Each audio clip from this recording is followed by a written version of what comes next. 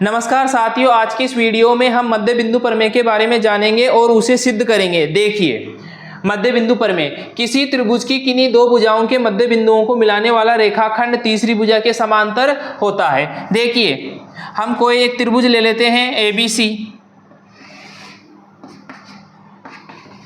अब इस त्रिभुज की दो भुजाएं लेते हैं AB व AC और उनके मध्य बिंदु यानी कि AB का मध्य बिंदु D और AC का मध्य बिंदु E। अब इन दोनों बिंदुओं को मिलाते हैं तो देखिए, इन दोनों बिंदुओं को मिलाने वाला रेखाखंड DE समांतर होगा BC के। ये बात कहती है मध्य बिंदु प्रमेय। देखिए, किसी त्रिभुज की किन्हीं दो भुजाओं के मध्य बिंदुओं को मिलाने वाला रेखाखंड तीसरी भुजा के समांतर होता है। अब देखिए, यहाँ पर दो भुजाएं AB व AC है, इनके मध्य बिंदु है D व E। अब इन दोनों मध्य बिंदुओं को मिलाने वाला रेखाखंड तीसरी भुजा के क्या होगा? समांतर होगा। अब हम इस बात को सिद्ध करते हैं कि क्या DE BC के समांतर होगा। तो चलिए इसे सिद्ध करते हैं। इसे सिद्ध करने से पहले मैं आपको ये समझाऊंगा कि इसे हम किस प्रकार सिद्ध करेंगे, उसके बाद हम प्रॉपर तरीके से उसे सिद्ध करेंगे यानी कि लिखेंगे। ठीक है, देखिए बढ़ते हैं आगे। देखिए, त्रिभुज ABC है, इसकी दो भुजाएं AB व AC के दो मध्य बिंदु D व E। अब एक रेखाखंड DE इन दोनों बिंदुओं को मिलाता है। ठीक है, अब ये DE समांतर होगा BC के, हमें सिद्ध करना है। अब कैसे करेंगे? देखिए, अब यहां पर मैं क्या करूंगा, एक रचना करूंगा। रचना क्या करूंगा मैं? AB भुजा AB के समांतर एक रेखा खींचूंगा। ठीक है, और DE को आगे बढ़ाऊंगा, जो क्या करती है? F पर प्रतिच्छेद करती है, यानी कि CF DE को आगे बढ़ाने पर F पर प्रतिच्छेद करती है CF को। ठीक है, अब देखिए, अब यहां पर BD समांतर है CF के। कैसे हैं? रचना से। और अगर हम BD को CF के बराबर कर दें तो मैं कहना क्या चाहता हूं, इस बात को ध्यान से समझिए कि यहां पर BD समांतर है CF के। किससे? रचना से। और अगर मैं BD को बराबर कर दूं CF के, तब क्या होगा? तो देखिए, एक चीज सुनिए कि यदि किसी चतुर्भुज में भुजाओं का एक जोड़ा या फिर भुजाओं का एक युग्म समांतर हो और बराबर हो तो वह चतुर्भुज समांतर चतुर्भुज कहलाता है। समांतर चतुर्भुज कहलाता है। यानी कि देखिए, एक चतुर्भुज है ABCD। ठीक है, अब इसमें भुजाओं का एक जोड़ा, देखिए भुजाओं का एक जोड़ा AD व BC आपस में क्या है? AD समांतर है BC के और AD बराबर है BC के। तब ये चतुर्भुज एक समांतर चतुर्भुज हो जाएगा। ये बात हम 8.1 के उदाहरणों में पढ़ चुके हैं। यानी कि जब आप 8.1 पढ़ेंगे, वहाँ पर बहुत सारी प्रमेय हैं 8.1, 8.2, उनमें ये बात आई है कि यदि किसी चतुर्भुज की भुजाओं का एक युग्म समांतर और बराबर हो तो वह चतुर्भुज समांतर चतुर्भुज कहलाता है। अब देखिए, यहाँ पर एक चतुर्भुज है BDFC। इसमें अगर हम BD को FC के बराबर सिद्ध कर दें, भाई देखो ये समांतर तो पहले से ही रचना से, और अगर हम इन्हें बराबर कर दें तो ये चतुर्भुज क्या होगा? समांतर चतुर्भुज होगा।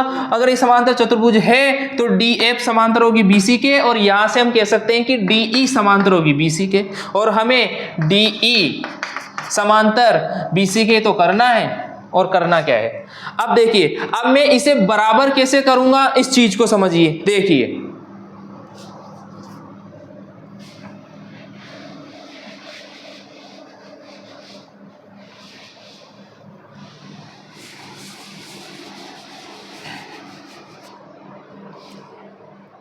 देखिए आप इस बात को समझ गए कि हमें BD को FC के बराबर करना है। अब करेंगे कैसे? अब देखिए, इस त्रिभुज और इस त्रिभुज को देखिए। कौन सा त्रिभुज? त्रिभुज ADE व त्रिभुज EFC, यानी कि इस त्रिभुज और इस त्रिभुज में देखिए। अब यहाँ पर ये भुजा इस भुजा के समांतर है। ठीक है, अब कोई तिर्यक रेखा AC कोई तिर्यक रेखा ऐसी इन्हें प्रतिच्छेद कर रही है, काट रही है। तो देखिए ये कोण बराबर होगा, यानी कि देखिए यहाँ पर जेड बन रहा है और जेड में बने एकांतर कोण क्या होते हैं, बराबर होते हैं, यानी कि यह कोण इस कोण के बराबर होगा। ठीक है, अब देखिए ये कोण और यह कोण बराबर होगा, क्यों होगा, शीर्षाभिमुख कोण, शीर्षाभिमुख कोण।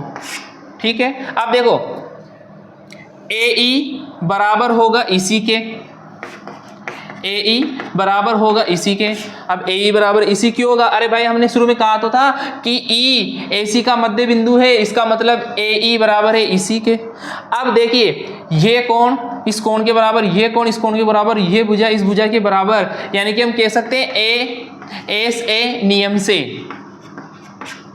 ASA नियम से हम कह सकते हैं कि ये त्रिभुज इस त्रिभुज की क्या है, सर्वांग सम। ठीक है, अब इस त्रिभुज के सर्वांग सम हैं, यानी कि AD बराबर होगी FC के CPCT से, यानी कि सर्वांग सम त्रिभुजों के संगत भाग बराबर होते हैं।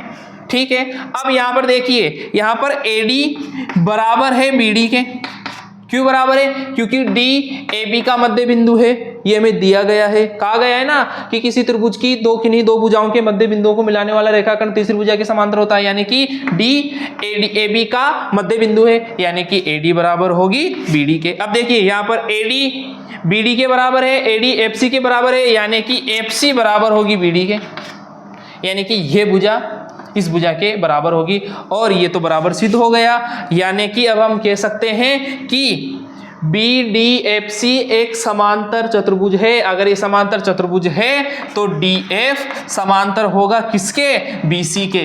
अगर DF BC के समांतर है, देखो ये पूरी रेखाखंड मान लीजिए, ये पूरा रेखाखंड इस रेखाखंड के समांतर है, तो इसका ये छोटा भाग इसके पूरे के समांतर होगा, नहीं होगा, होगा, तो DE समांतर होगा BC के, और ये तो हमें सिद्ध करना था। अब हम इसे प्रॉपर तरीके से लिखते हैं। देखिए सबसे पहले लिखेंगे दिया है, अब क्या दिया गया है कि त्रिभुज ABC में D व E भुजाओं AB व AC के मध्य बिंदु है। यहां पर क्रमशः लगा लें आप, क्रमशः D व E क्रमशः भुजाओं AB व AC के मध्य बिंदु है। अर्थात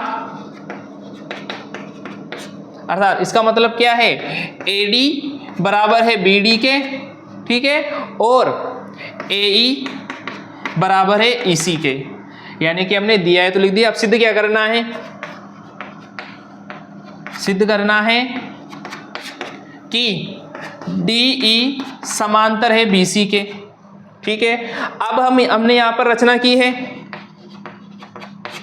अब देखिए रचना क्या की है कि AB के समांतर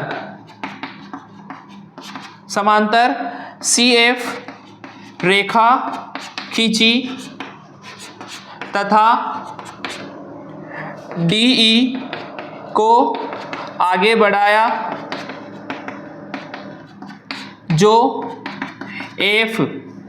जो बिंदु F पर प्रतिच्छेद करती है। रचना क्या की है हमने, तथा भुजा। देखो रचना क्या की है कि AB के समांतर FC रेखा खींची और DE को आगे बढ़ाया जो F पर प्रतिच्छेद करती है। ठीक है, तो हमने दिया है लिख दिया, सिद्ध करना है लिख दिया, रचना लिख दी। अब हम बढ़ते हैं उपपत्ति की ओर। देखिए उपपत्ति, इसका स्क्रीनशॉट ले लें आप। देखिए उपपत्ति, देखिए उपपत्ति में क्या करेंगे कि त्रिभुज ADE व त्रिभुज CFE में, यानी कि इस त्रिभुज और इस त्रिभुज में क्या कि एंगल DAE यानी कि ये कोण बराबर होगा एंगल FCE, इस कोण के बराबर होगा। अब कारण में क्या लिखेंगे, एकांतर कोण, और क्या लिखेंगे, क्योंकि AB समांतर है CF के, ये आपको कारण में लिख देना है। ठीक है, अब आगे बढ़ते हैं। अब देखिए एंगल AED बराबर होगा एंगल FEC के। क्यों होगा, शीर्षाभिमुख कोण, शीर्षाभिमुख कोण। ठीक है, अब आगे देखिए, अब AE बराबर होगा इसी के। क्यों होगा, दिया है भाई, दिया है ना, AE बराबर इसी के। अब देखिए, अतः ASA सर्वांग समता नियम से त्रिभुज ADE व त्रिभुज CFE क्या होंगे, सर्वांग सम होंगे। त्रिभुज ADE और CFE त्रिभुज क्या होंगे, आपस में सर्वांग सम होंगे।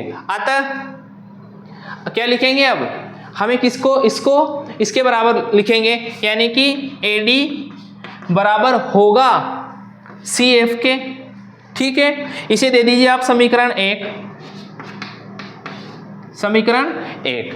अब देखिए, अब हम क्या करेंगे यहां पर कि जो AD है वो किसके बराबर है, अब यहां पर AD बराबर है BD के। कैसे लिखा हमने, ये दिया है, इसे दे दीजिए समीकरण 2। अब यहां पर देखिए,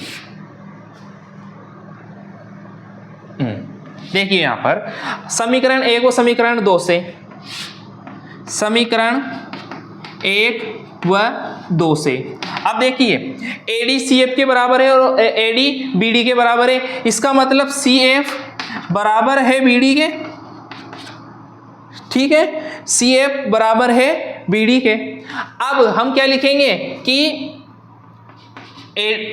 AB समांतर है CF के, तो देखिए AB समांतर है CF के, तो BD भी समांतर होगा, BD समांतर होगा किसके, FC के।